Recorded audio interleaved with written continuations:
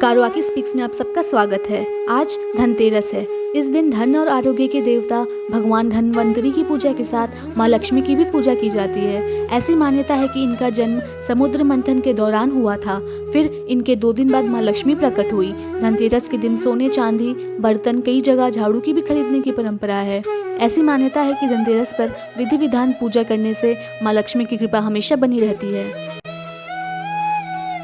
क्षीर सागर में माता लक्ष्मी के साथ निवास करने वाली श्री हरि के मन में विचार आया कि एक बार चलकर मृत्युलोक का निरीक्षण किया जाए। माता लक्ष्मी भी उनके साथ आने को कहने लगी। भगवान विष्णु ने उनसे कहा, आप मेरे साथ एक ही शर्त पर आ सकती है। आपको मेरे कहे अनुसार चलना होगा और मेरी सभी बातों को मानना होगा। माँ लक्ष्मी भगवान विष्णु की बात मानकर धरती पर उनके साथ विचरण करने आ गई। धरती पर पहुंचने के कुछ समय बाद भगवान विष्णु ने माँ लक्ष्मी को एक स्थान पर रोककर कहा, मैं जब तक वापस ना आऊं तब तक आप यहाँ रुककर मेरा इंतजार करें। यह कहकर विष्णु दक्षिण दिशा की ओर चल दिए। लक्ष्मी जी ने उनकी बात नहीं मानी और वह भी उनके पीछे चल दी। कुछ दूर चलने के पश्चात उन्हें सरसों का खेत दिखाई दिया। खेत में सुंदर पीले सरसों का फूल देखकर लक्ष्मी जी अति प्रसन्न हुई। उन्होंने इन सरसों के फूलों से अपना श्रृंगार किया, फिर चल दी। आगे चलने पर अब उन्हें गन्ने का खेत मिला। पके तैयार गन्ने को देखकर माँ लक्ष्मी से रहा नहीं गया और फिर वह गन्ने के खेत में रुककर गन्ना चूसने लगी।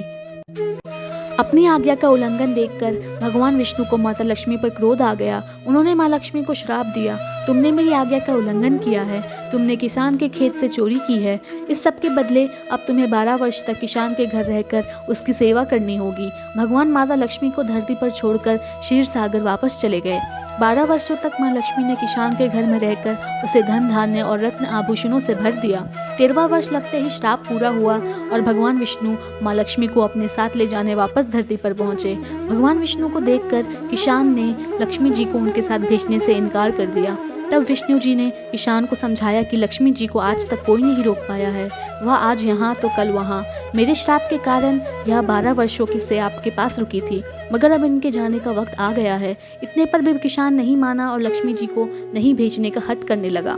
तब लक्ष्मी जी को एक उपाय सूझा। उन्होंने कहा, मैं जैसा कहूँ आपको वैसा करना होगा। फिर लक्ष्मी जी ने बताया, कल तेरस है, तुम अपने घर पर साफ सफाई करके उसे लीप पोत कर स्वच्छ करना। शाम की बेला में घी के दीपक जलाकर मेरी पूजा करना। तांबे के एक कलश में सिक्के भरकर मेरे लिए रखना। मैं इस कलेश में निवास करूंगी। फिर 1 साल के लिए मैं तुम्हारे घर में ही निवास करूंगी। किसान ने ऐसा ही किया और उसका घर धन धान्य से भर गया।